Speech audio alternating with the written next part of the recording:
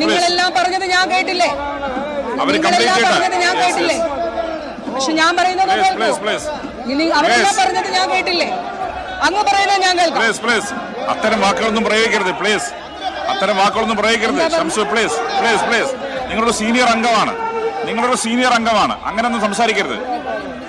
തന്നില്ലെങ്കിൽ അത് പറയാം. അത്തരം പ്രയോഗങ്ങൾ നടത്തരുത് പ്ലീസ്.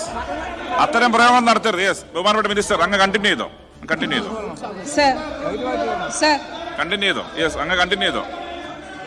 അങ്ങനെ കണ്ടിന്യൂ ചെയ്തോ. യെസ്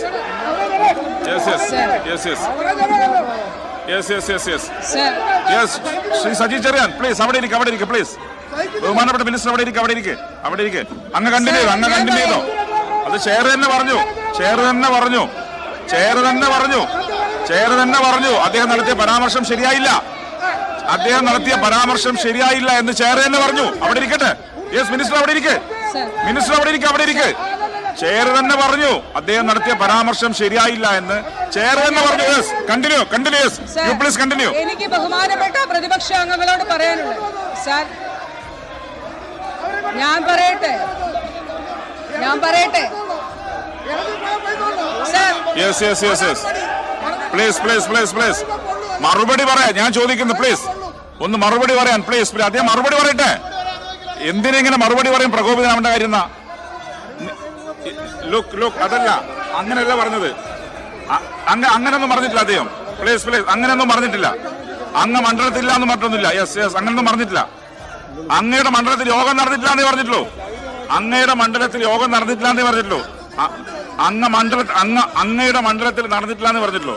യെസ് അങ്ങയുടെ മണ്ഡലത്തിൽ നടന്നിട്ടില്ല എന്നേ പറഞ്ഞിട്ടുള്ളൂ.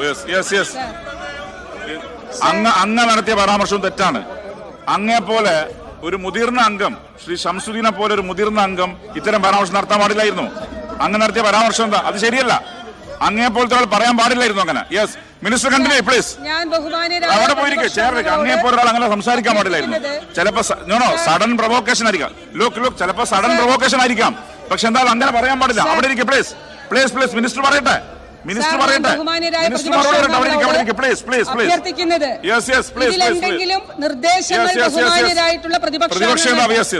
പ്രതിപക്ഷ നേതാവ്